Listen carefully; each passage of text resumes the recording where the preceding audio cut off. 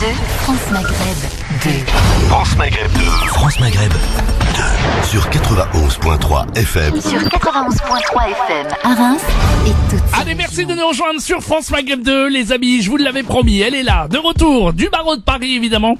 Maître Maghrebi Mansouri du cabinet BMM, rattaché au barreau de Paris, évidemment, pour son émission juridique, Parler juridique. Et on a plaisir à l'accueillir en direct aujourd'hui. Bonjour, Maître Maghrebi. Bonjour Medjed et bonjour à tous les auditeurs. Je suis ravie d'être parmi vous aujourd'hui. Ah oui. Et puis alors attention, je vous le dis, aujourd'hui, la classe, hein.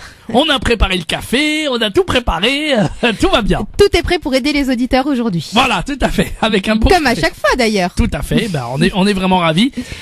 J'ai fait vraiment tout pour que les auditeurs nous écoutent et soient au courant de ce rendez-vous, évidemment, parce que vous allez pouvoir, déjà, ça sonne déjà, c'est un truc de fou. Pour pouvoir évidemment poser vos questions, ça sera tout à l'heure, mais pour l'instant on parle du divorce par consentement mutuel. Oui, absolument. Donc le thème que j'ai choisi d'aborder aujourd'hui est le divorce par consentement mutuel, pour la simple et bonne raison que j'ai eu énormément de demandes sur la page Facebook. Donc voilà, c'est la raison pour laquelle j'aborde ce thème. Donc histoire de faire plaisir à toutes les personnes qui l'ont sollicité via la page Facebook.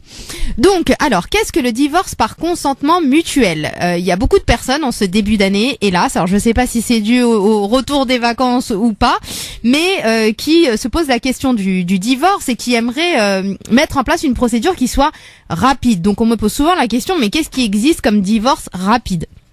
Donc en règle générale, ce qu'il faut savoir, c'est qu'un divorce rapide, ça n'existe pas vraiment parce que ça prend plus ou moins du temps, mais que pour simplifier la procédure et dans un souci d'accélération de la procédure justement et de gagner du temps, le divorce par consentement mutuel a été réformé l'année dernière et il a pour but d'être beaucoup plus simple et beaucoup plus rapide.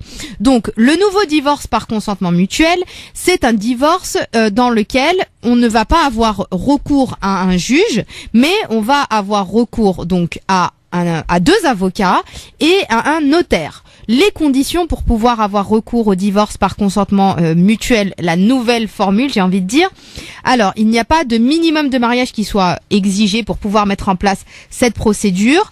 On n'est pas obligé de mettre en avant les raisons du divorce, contrairement à la procédure de divorce classique où on part sur un divorce pour faute ou un divorce pour rupture du lien conjugal. Là, c'est vraiment, on n'a pas besoin d'évoquer les raisons du divorce, on doit juste être d'accord sur le principe du divorce. On va avoir recours à ce qu'on appelle un acte sous seing privé qui va être signé à la fois par les avocats et à la fois par un notaire. Donc ça, c'est les conditions principales pour pouvoir avoir recours au divorce par consentement mutuel. Et surtout, il faudra prévoir à l'intérieur de la convention qui va être rédigée toutes les conditions qui vont être relatives au partage des biens, à l'exercice de l'autorité parentale, au montant de la pension alimentaire et de la prestation compensatoire.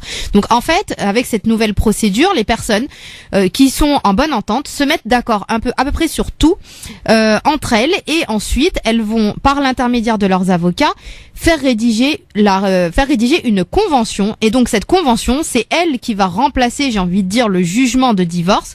Dans cette convention, on va mettre sur papier l'accord qui va avoir été pris entre les deux futurs ex-époux. En ce qui concerne l'autorité et tout ça. Et là, à ce moment-là, les avocats vont adresser à leurs clients cette convention qui aura été rédigée par recommandé avec accusé de réception. Et vous allez bénéficier d'un délai de 15 jours pour réfléchir aux modalités qui seront prévues par cette convention. Est-ce que vous êtes toujours d'accord ou pas ? Si vous êtes d'accord, eh bien, passé ce délai de 15 jours, il faudra se rendre auprès d'un notaire qui, lui, va vérifier que toutes les conditions sont remplies, c'est-à-dire que il va vous convoquer pour vérifier que vous êtes vraiment d'accord pour divorcer. Lui, le notaire ne vérifiera que le consentement au divorce, c'est-à-dire est-ce que vous êtes vraiment d'accord pour divorcer, est-ce que le délai de 15 jours a été respecté, et à ce moment-là, il va inscrire, il va garder en fait cet acte, il va le conserver sous ce qu'on appelle sous forme de minutes, et il va le dater, le signer, ce qui va lui donner une force exécutoire, et à ce moment-là, vous êtes considéré comme ayant divorcé. Donc c'est beaucoup plus simple, et c'est censé être beaucoup plus rapide à la condition que vous vous mettiez d'accord en amont sur toutes les conditions et toutes les modalités du divorce en ce qui concerne, comme je vous disais, si vous avez des enfants, sur le mode de garde et l'exercice de l'autorité parentale, si vous avez des biens en commun, sur le partage des biens, s'il y a de l'argent en jeu sur la prestation compensatoire ou le versement d'une pension alimentaire. Donc si vraiment vous êtes d'accord sur tout ça, eh bien en effet, le divorce par consentement mutuel sera la procédure qui sera la plus rapide et surtout, qui est censée être la plus rapide et la moins onéreuse. Ensuite, une fois que donc le notaire a accompli cela, il peut faire porter la mention du divorce au niveau de votre acte de mariage et votre acte de naissance. Par contre, ce qu'il faut savoir, c'est que le coût du notaire est à votre charge et que contrairement à ce qui a été véhiculé au départ lorsque ce divorce a été mis en place, attention, comme ce n'est pas un divorce qui est réalisé par l'intermédiaire d'un juge, beaucoup de pays ne reconnaissent pas ce divorce. Donc si vous vous êtes marié à l'étranger, j'ai envie de dire attention, parce que là c'est un problème qu'on rencontre beaucoup en ce moment. Ce divorce n'est pas reconnu au Maroc, il n'est pas reconnu en Algérie et je crois qu'en Tunisie non plus, où il est en train d'être reconnu. En tout cas voilà, en ce qui concerne les pays du Maghreb, il n'est pas encore vraiment reconnu. En ce qui concerne l'Algérie, c'est presque sûr.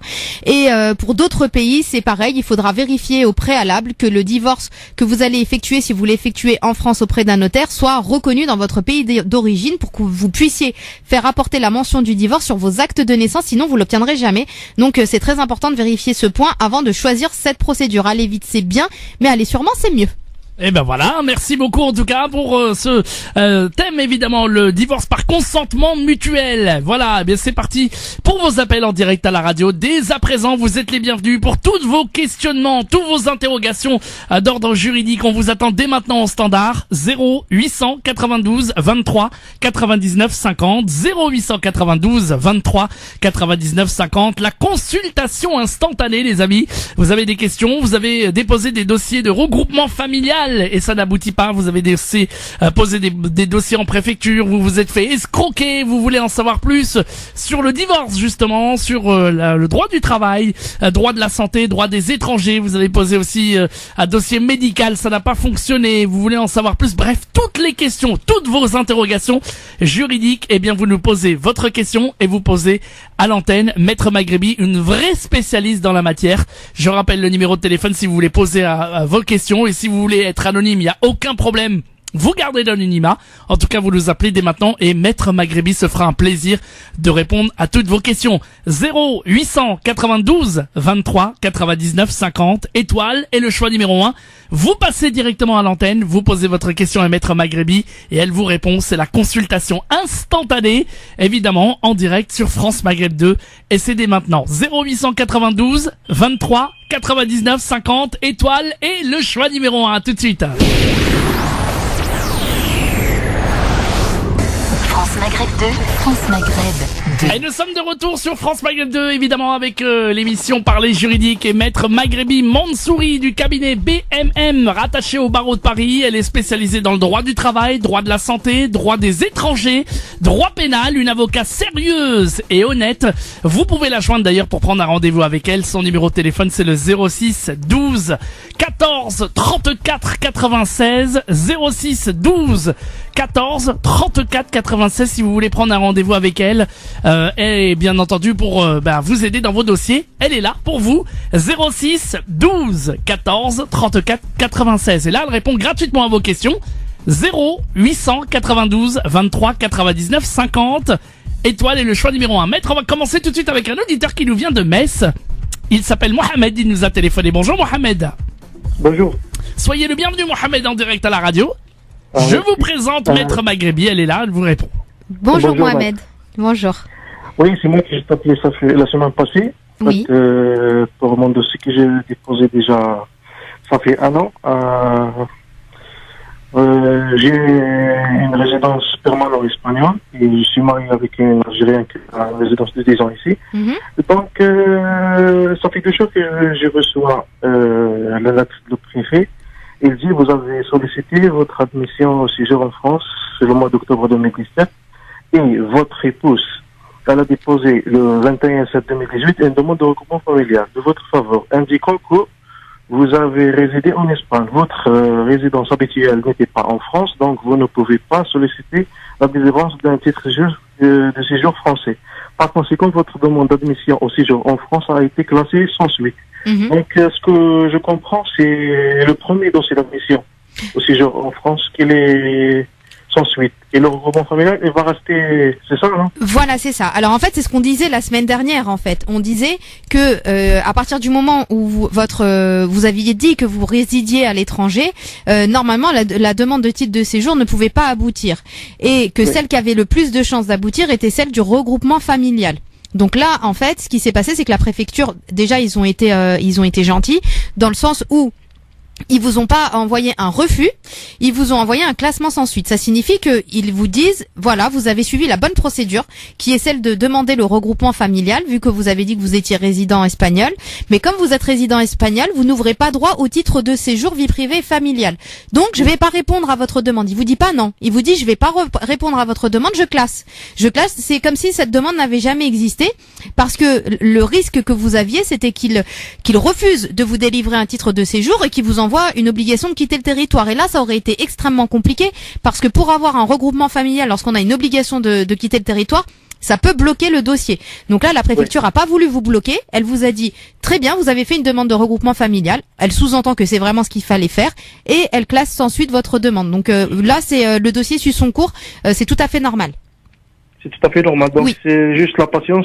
J'attends juste quand il va répondre le préfet, et je fais le retour pour faire un visa d'installation. Voilà, c'est ça, exactement. Exactement. Okay. D'accord. Donc là, vous êtes sur la bonne voie. Ok, merci beaucoup, vous êtes trop gentil. De rien, bon courage à vous. Merci Mohamed de votre appel. Au revoir. À bientôt. Voilà, vous avez aussi des questions, évidemment, n'hésitez pas, une demande de refus de visa, par exemple, ou alors d'autres interrogations, d'autres questions de juridique, évidemment, quelle que soit la demande. Maître Maghrebi vous répond, évidemment, vous pouvez nous appeler 0892 23 99 50. Étoile est le choix numéro 1 pour arriver directement sur l'antenne de France Maghreb 2. 0892 23 99 50. Alors, on parle aussi parce que la semaine dernière, vous avez été pas mal sollicité sur Facebook, et les auditeurs peuvent évidemment demander votre page sur Facebook pour comment ça se passe, maître? Oui, alors ça a pas mal marché la semaine dernière. Justement, c'est ce que je disais en début d'émission, que le thème qui a été abordé aujourd'hui a été choisi par les auditeurs parce qu'ils ont utilisé justement la page Facebook pour me demander d'aborder ce thème. Donc la page Facebook s'appelle Cabinet d'avocats BMM. Cabinet d'avocats BMM. Vous allez sur la page, vous cliquez, vous pouvez suivre, vous cliquez j'aime et suivre, et vous pouvez m'envoyer des messages pour faire vos propositions de thèmes, voire me dire voilà, moi je comprends pas très bien ce sujet-là, est-ce que vous pourriez l'aborder pendant l'émission, ou j'ai une question sur je sais pas, le titre de séjour vie privée ou familiale, ou regroupement familial, ou je suis fichettage, comment je fais pour effacer mon fichier. Voilà, c'est vraiment c'est une page qui est faite pour vous, donc vous n'hésitez pas à aller dessus et à poser vos questions, et en règle générale on fait en sorte soit de vous répondre directement via la page si c'est assez simple et rapide, sinon c'est un thème qu'on abordera durant l'émission. Alors, je rappelle la page Facebook, donc Cabinet d'avocats BMM. Vous cliquez j'aime et vous n'hésitez pas. Et puis, si je voulais vraiment prendre un rendez-vous avec Maître Maghrebi, je rappelle que vous pouvez la joindre à son cabinet, évidemment. Son numéro de téléphone, 06 12 14 34 96. 06 12 14 34 96. Là, elle répond gratuitement à vos questions, évidemment. 0892 23 99 50. Étoile est le choix numéro 1, quelle que soit votre question, et on va accueillir Leïla qui est en Seine-et-Marne. Leïla, bonjour. Oui, bonjour. Bonjour maître. Bonjour Leïla. Bonjour à vous. Voilà. J'ai une petite question à vous poser. J'ai ma maman qui a 86 ans. Elle était en Algérie. Et elle a été expulsée d'Algérie, de son domicile, à l'âge de 79 ans. Et voilà, on l'a rapatriée ici, mais avec un visa touristique. Et là, elle a 86 ans et elle n'a personne en Algérie. On a fait un dossier à la préfecture et on nous a renvoyé, il y a pas longtemps, avant-hier, on a reçu le courrier, refus avec un retour en Algérie. Voilà. Alors, on ne sait plus quoi faire. Elle a pas personne. Hein. Elle a 2 filles. On est française, on habite ici, on travaille, on a nos enfants ici, et ils veulent la rapatrier en Algérie. Elle a personne. Déjà, quand elle a été expulsée d'Algérie, j'étais obligée de descendre pour la mettre chez des amis pour pouvoir la ramener ici.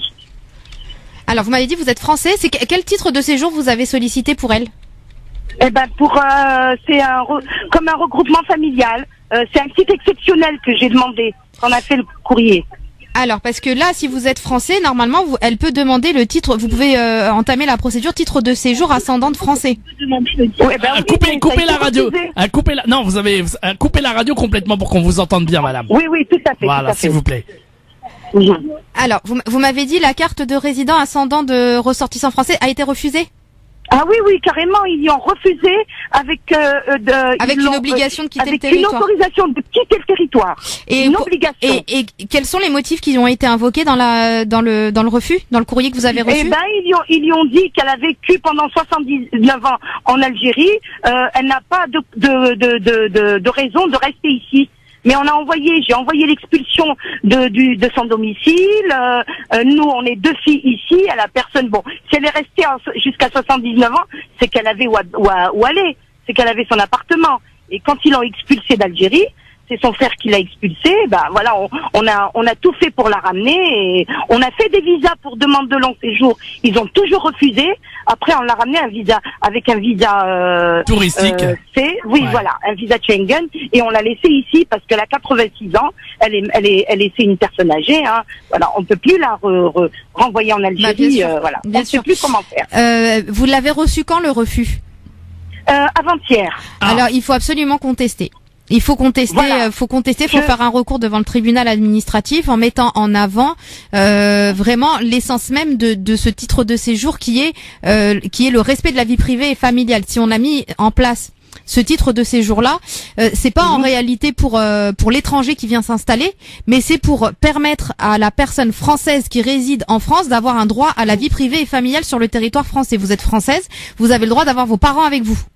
Donc et c'est ce qu'il faut mettre en avant dans votre recours, c'est-à-dire qu'il faut absolument qu'elle le conteste devant le tribunal administratif et qu'elle à partir du moment où ils mettent qu'elle a vécu 79 ans à l'étranger, que donc sa vie privée et familiale est là-bas, quand bien même il faut dire OK, d'accord, elle a vécu 79 ans là-bas, mais mon enfant est ici, mon enfant est français et lui sa vie est ici et lui il a un droit à une vie privée et familiale, c'est l'article 8 de la Convention européenne des droits de l'homme, et il a le droit à ce que je vive avec lui.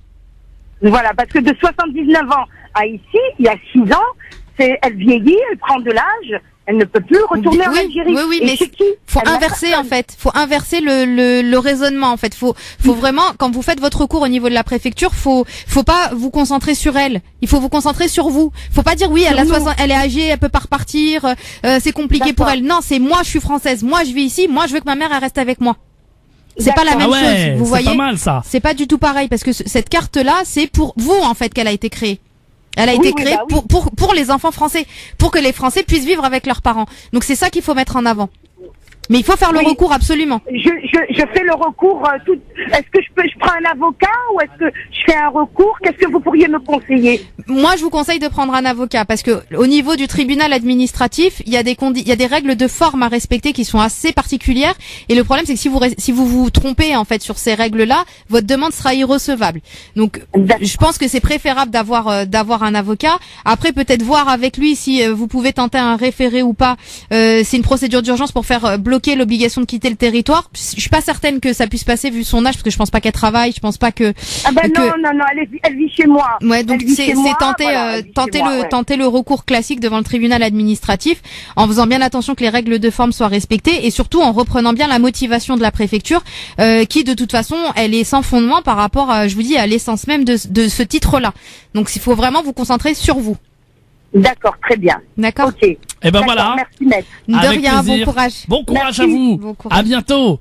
Merci beaucoup. Voilà, ben ça c'est des choses très importantes évidemment. Et puis bien sûr, si vous avez des difficultés évidemment, si vous avez envie de vous aussi peut-être avoir recours à Maître Maghrebi Mansouri justement pour ces cas évidemment, pour faire des recours, pour faire d'autres choses, eh bien vous pouvez l'appeler évidemment à son cabinet pour prendre un rendez-vous avec elle. Son numéro de téléphone c'est le 06 12 14 34 96 06 12 14 34 96. Et puis bien sûr là, elle répond évidemment à toutes vos questions d'ordre juridique en direct à la radio, et elle le fait bien.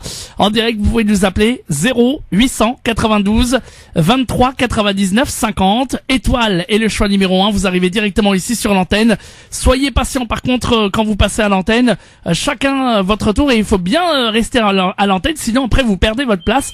Donc n'hésitez pas. Voilà, 0892 92 23 99 50 étoile et le choix numéro 1. On va prendre un nouvel appel. Allô, bonjour. Oui, allô, bonjour. Bonjour monsieur, bienvenue. Quel est votre prénom? Merci, c'est Abdel de Paris. Abdel de Paris, maître Maghrebi vous écoute, Abdel. Oui, merci. Bonjour maître. Bonjour Abdel. Bonjour, merci. Je vous appelle parce que j'aurais besoin d'un petit renseignement. Alors, récemment, j'ai déposé une demande de naturalisation. Oui. Et je voudrais savoir, parce qu'en fait, ça fait à peu près 4 ans que je bosse pour une diplomatie. Oui. Et du coup, le dossier il a été déposé complet. Mais le jeune qui m'a reçu, il m'a fait comprendre directement que vous allez peut-être avoir un refus. Alors parce que il vous a dit que vous alliez sans doute avoir un refus, il vous a expliqué pourquoi? Alors, il m'a expliqué, il m'a dit que on a eu un souci par rapport à quelqu'un qui travaille dans une diplomatie pareille, et que le monsieur le préfet, ils avaient tous convoqué pour leur dire que dès que vous avez un dossier de quelqu'un qui travaille dans une diplomatie, vous le refusez systématiquement.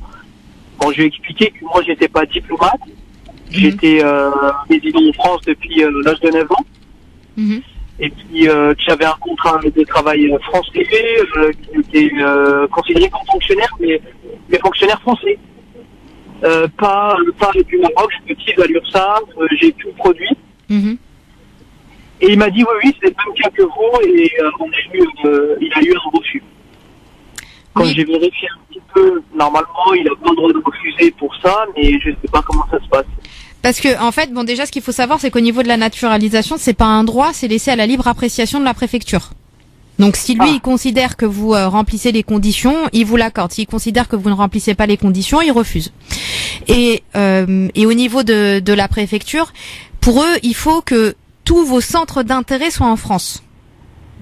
Donc, le fait de travailler pour une diplomatie, je ne dis pas qu'ils ont raison, hein. J'essaye juste de comprendre leur logique.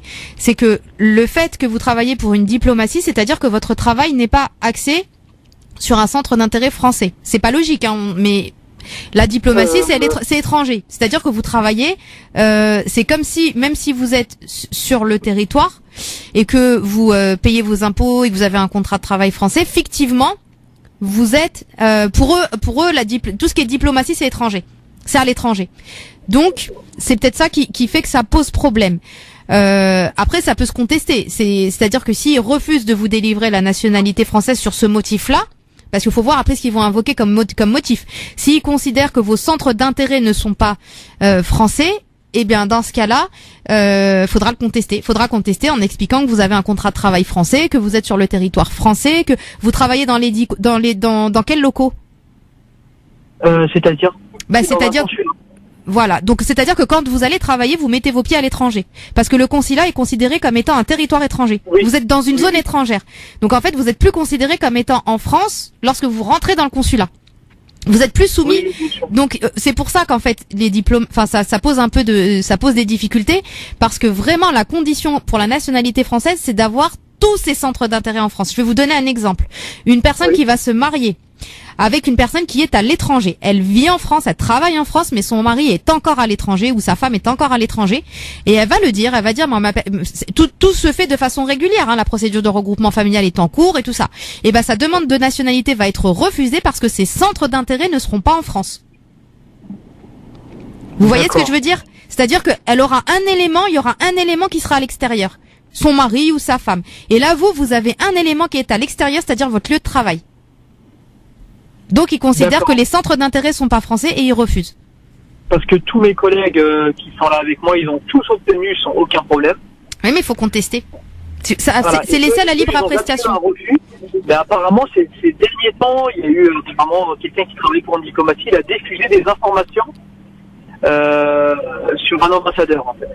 D'accord. Du coup, quand ils ont recherché, ils ont trouvé qu'il a été naturalisé dans le même département.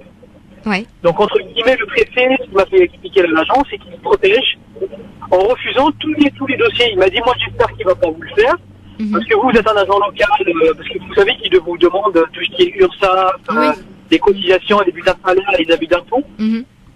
Et j'ai tout produit, en fait, c'est que j'ai rien à voir avec le Maroc. Je travaille pour le Maroc, mais j'ai rien à voir avec. Oui, mais je vous dis après on espère qu'il va pas refuser. C'est laissé à la libre appréciation, mais faut contester de toute Ouais. façon. De toute façon, s'il refuse, c'est pas parce que ce qu'il faut savoir, c'est que le préfet lui il décide, mais vous avez toujours des voies de recours. Faut contester devant le tribunal administratif, ça peut passer.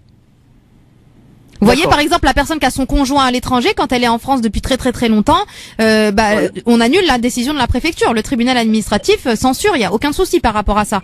Donc, ce sera à vous. C'est juste que ça va être plus long.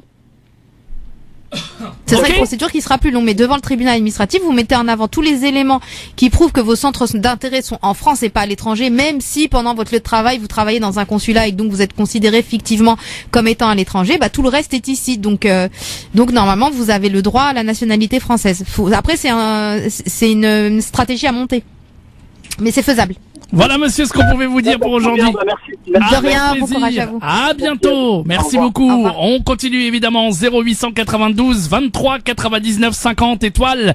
Et le choix numéro 1 pour poser toutes vos questions d'ordre juridique à Maître Maghrébi. Et on va tout de suite accueillir Hicham, qui est une question. Bonjour Hicham.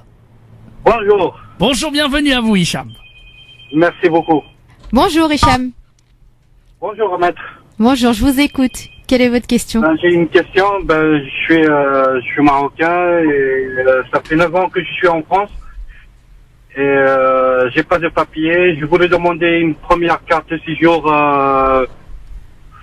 vie familiale. Oui. J'ai une femme ici avec une petite fille qui a 3 ans. Il est scolarisé cette année. Mais est-ce que je peux poser une demande pour l'instant ou il faut que j'attende ou qu'est-ce que je peux faire? Alors, est-ce que vous avez des documents suffisants pour justifier votre présence depuis 9 ans sur le territoire? Oui. C'est-à-dire que vous avez des documents administratifs qui prouvent que vous êtes là depuis 9 ans? Administrative, AME. Alors, en fait, il faut l'AME, généralement, AME, passe Navigo et avis d'imposition. C'est le minimum. Avis d'imposition, j'ai que 2 ans. Oui. Mais le reste, j'ai des certificats médicaux, j'ai de la carte, j'ai un peu à droite et à gauche. Les certificats médicaux tout seul, ça suffit pas. Il faut, est-ce que vous avez, si vous avez l'AME depuis quand? Depuis que vous êtes là? L'AME, oui, depuis 2009. Depuis 2009. Oui. Vous avez le pass Navigo depuis quand? C'est quoi? Le pass Navigo. Ou vous avez pas de pass Navigo? Vous savez la carte pour les transports? Vous l'avez pas? Oui, c'est pareil, oui, c'est pareil. Vous l'avez depuis 2009? Ouais. Depuis 2009. Donc là, si vous avez ces deux documents-là sur chaque année, depuis 2009, avec d'autres documents qui vont venir compléter, moi je pense que ça peut se tenter. Une demande de titre de séjour vie privée et familiale. Vous êtes de quel... Oui, vous m'avez dit que vous êtes marocain, donc c'est pas de droit, mais ça peut se tenter. Vous pouvez le tenter. À partir du moment où vous avez une fille qui est... Votre femme, elle est française?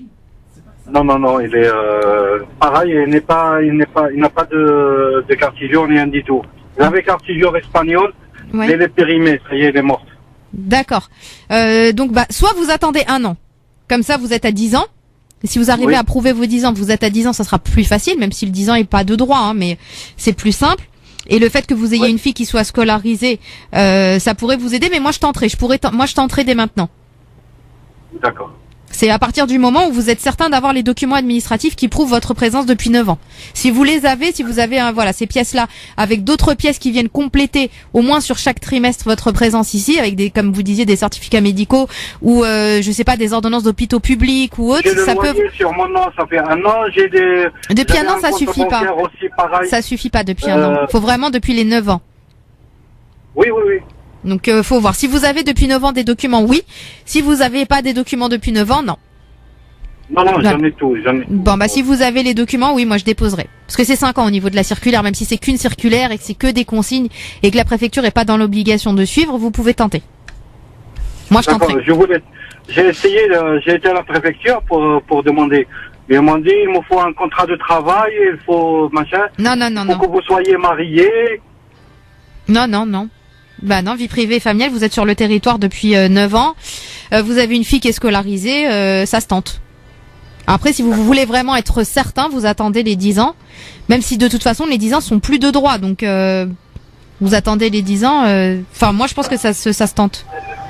Ouais, ça sera mieux. Ouais. Mais après, faut voir, je vous dis, après, c'est vraiment sous réserve de voir les papiers que vous avez et d'être certain que vous avez des documents administratifs. Mais si vous avez les documents administratifs, je pense que ça peut passer. D'accord. D'accord. Eh ben, bon courage à vous en tout cas, et merci beaucoup. Merci beaucoup à vous. Merci beaucoup. Bien. À bientôt, vous revenez quand vous voulez, et puis si vous avez besoin des services de Maître Maghrebi, elle est là, d'accord? D'accord, merci beaucoup. À bientôt, merci beaucoup. On va revenir dans un instant avec d'autres appels. Non, on va prendre tout de suite parce qu'elle nous attend depuis tout à l'heure. 0892 23 99 50 étoiles est le choix numéro 1. Machallah, beaucoup de monde pour Maître Maghrebi. Ben, c'est normal. Une avocate efficace, évidemment. Et on va accueillir tout de suite Rim, qui nous appelle de la Normandie, je crois, du Havre. Bonjour Rim. Oui, bonjour. Bonjour, bienvenue. Maître Maghrebi vous écoute, Rim. Oui, je vous appelle par rapport à un problème de permis. Oui, bonjour Rim. Oui, bonjour. J'ai eu mon permis en 2011. Je suis venue ici en France en 2012. Oui. Sachant que je savais pas, il fallait le déposer avec le premier titre de séjour. Oui. Et là, ils m'ont refusé de reconnaître mon permis. Je suis dans l'obligation de le refaire, de repasser. Alors, vous êtes venu, vous avez pas fait le changement de permis lorsque vous êtes arrivé dans l'année? Non, parce que je savais pas. Ah, savais pas. Bah là ils ont raison. Il faut repasser votre permis si vous avez dépassé le délai d'1 an. Parce que normalement lorsque vous êtes titulaire d'une carte de séjour, il faut faire la demande moins d'1 an à compter de la date de remise de votre carte. Parce que personne ne m'en avait dit au moment que j'avais posé ma première carte de séjour. Je comprends, mais le problème c'est que alors il y a un principe en France qui est assez hypocrite, j'ai envie de dire, qui est nul n'est censé ignorer la loi. Donc vous n'êtes pas censé ignorer la loi. Ils partent du principe que vous êtes censé connaître la loi et il y a pas de dérogation à ce principe-là, en tout cas en ce qui concerne le permis. Il y a des dérogations pour d'autres matières, mais pas pour celle-là. Sur le permis, si vous dépassez le délai, vous êtes dans l'obligation de repasser. D'accord. Et même si j'avais un permis international. Oui. D'accord. Oui. Ok. Ouais. Je suis désolée. Merci beaucoup. De rien. Mais bon, le fait que vous sachiez conduire, normalement, devrait vous faciliter la procédure. Je sais conduire, ça fait plus que 5 ans, là. Oui, donc ça devrait être une formalité, je pense. En tout cas, j'espère. Mais surtout, prenez pas le risque de conduire avec, sans permis français, parce que si jamais vous êtes contrôlé par la police, les conséquences peuvent être très très graves, parce que si vous tombez sur un policier qui est pas sympa, il peut vous placer en garde à vue, vous donner une convocation devant le tribunal correctionnel pour conduite sans permis. Et là, on pourra vous faire un rappel à la loi. C'est-à-dire, on partira du principe que vous connaissiez pas la loi et tout ça, donc on va vous faire un petit rappel à la loi, mais ça n'empêche que vous serez fiché. Donc, vaut mieux éviter. Oui, ça c'est sûr. D'accord. Ok. Vos courage. Bon courage à vous et merci de votre appel. À bientôt. À bientôt. On va marquer la pause et on va revenir dans un instant avec d'autres appels des auditeurs. Si vous avez des questions juridiques à poser à Maître Maghrebi Mansouri, c'est le moment ou jamais de vous déchaîner du côté du standard. 0892 23 99 50. Quelle que soit la question d'ordre juridique à poser à Maître Maghrebi, elle est là. Elle est professionnelle du droit. Et elle connaît donc, elle est spécialisée dans le droit du travail, droit de la santé, droit pénal, droit des étrangers et des questions dans un instant avec vous.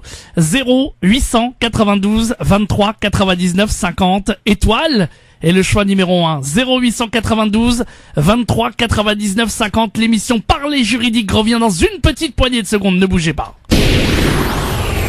France Maghreb 2, France Maghreb 2. Allez, merci de nous rejoindre sur France Maghreb 2. On est là avec l'émission Parler juridique avec Maître Maghrebi Mansouri. Merci d'être aussi nombreux à lui téléphoner justement et à lui faire confiance. Maître Maghrebi qui évidemment a un cabinet. Vous pouvez la joindre d'ailleurs.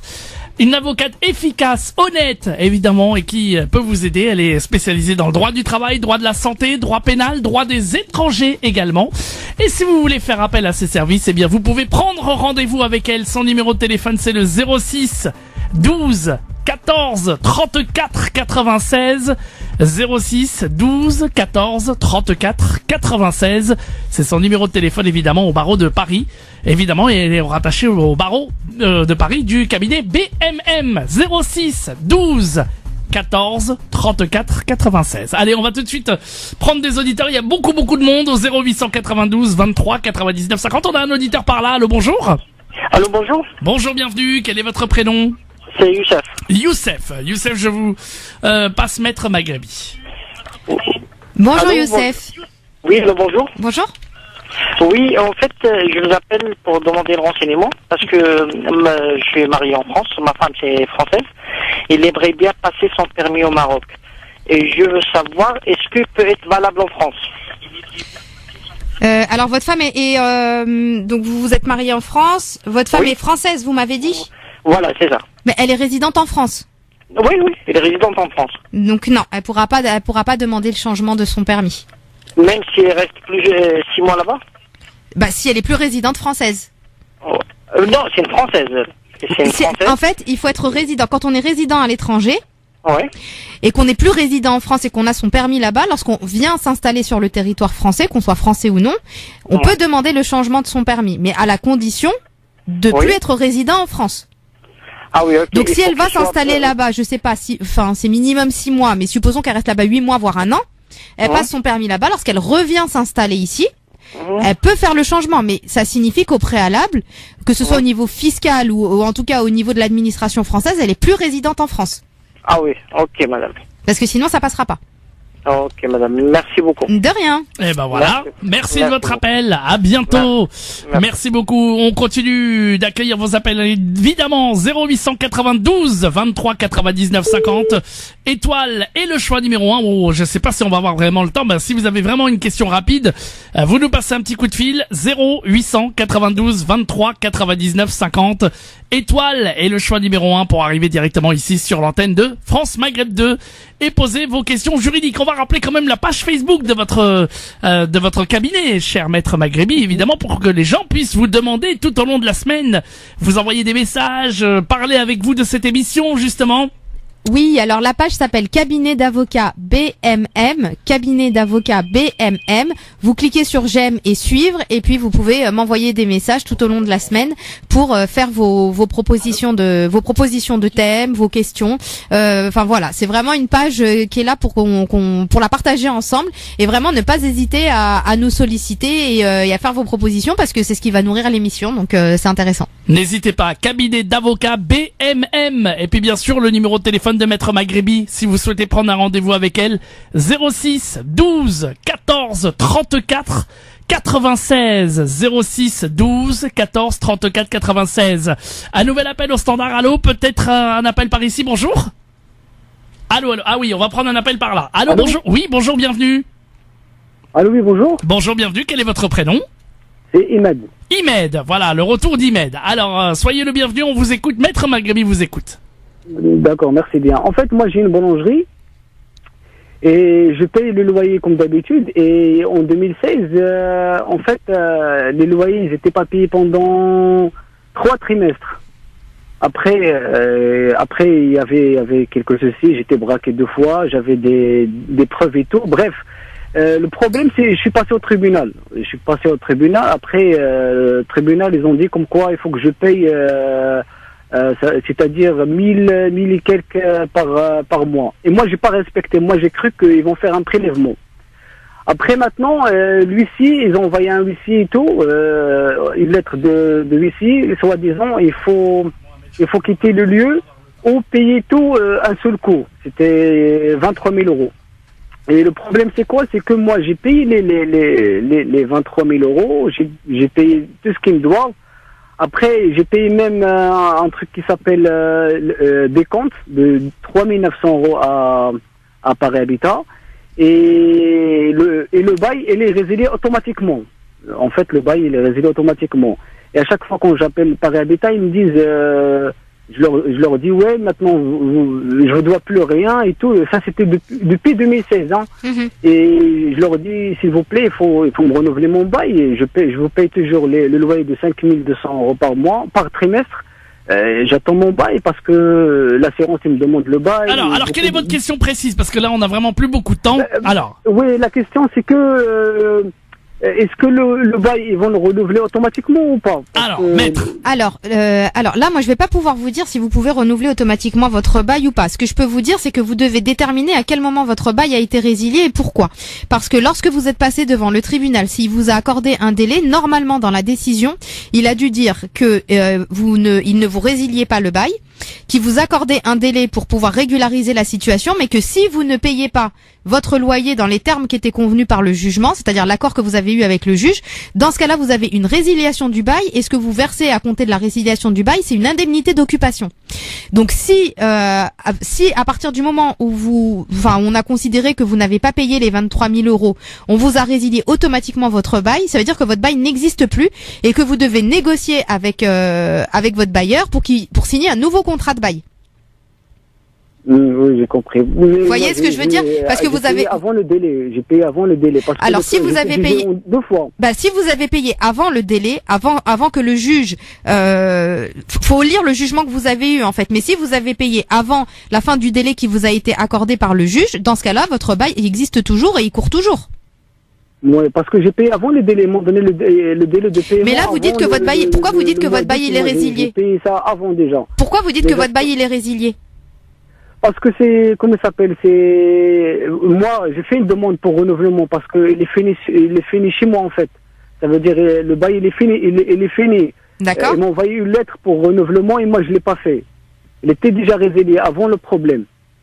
C'est-à-dire que vous étiez arrivé à la fin de votre bail, à la fin des 6 ans ou des 9 ans? Exactement, voilà, où il y a le problème de loyer, ils m'ont dit, il faut payer le loyer, après on vous renouvelle. Bon, alors on va vous répondre rapidement. On va vous répondre rapidement. Alors maître. Là, il faut les contacter. Il faut leur demander qu'on vous explique expressément la raison pour laquelle votre bail est résilié. Si votre bail est résilié parce qu'il n'y a pas eu de renouvellement automatique, dans ce cas-là, il faut négocier avec eux pour que vous ayez un nouveau bail. Et si votre bail a été résilié parce qu'ils considèrent que vous n'avez pas rempli les obligations qui avaient été prévues et mis à votre charge dans le jugement, là, dans ce cas-là, faudra leur dire qu'à partir du moment où vous avez payé avant la fin du délai, votre bail n'est pas résilié et le faire par recommandé pour demander la reconduction tacite de votre contrat. Mais là, vous allez avoir besoin de plus de précision pour pouvoir savoir comment mener un petit peu votre bateau. Bien, merci beaucoup en tout cas à cet auditeur, il nous rappellera éventuellement, il n'y a aucun problème, mais malheureusement on arrive au terme de cette émission déjà. Désolé à cet auditeur. Vraiment désolé, c'est des coupures automatiques donc. C'est de la folie. Maître Maghrebi, on va vous retrouver la semaine prochaine, merci. Oui, absolument. D'avoir été là, je rappelle votre numéro de téléphone si les gens veulent vous joindre, 06 12 14 34 96, 06 12 14 34 96. Je vous laisse conclure cette émission avant de retrouver le rendez-vous de la voyance dans un instant. Merci Medjahid. Juste pour conclure, préciser à l'auditeur qu'il doit vraiment appeler son bailleur pour savoir pourquoi son contrat a été résilié. C'est la condition. J'espère que vous avez passé une belle émission. En tout cas, c'était le cas pour moi et c'était le cas pour Medjahid, je pense. C'est toujours un plaisir d'être parmi vous et de voir qu'on vous est utile et qu'on vous aide à prendre connaissance de vos droits et à les faire valoir. Comme je vous dis à chaque fois, et c'est vraiment notre devise depuis plusieurs mois maintenant, et ça sera notre devise tout au long de l'année. Vous avez des droits, donc s'il vous plaît, faites-les respecter. Excellente semaine, bye bye. Merci beaucoup maître. Dans un instant, il arrive Axel de Paris pour de la voyance. France Maghreb 2. France Maghreb 2. Pour ensoleiller et accompagner vos journées et vos nuits.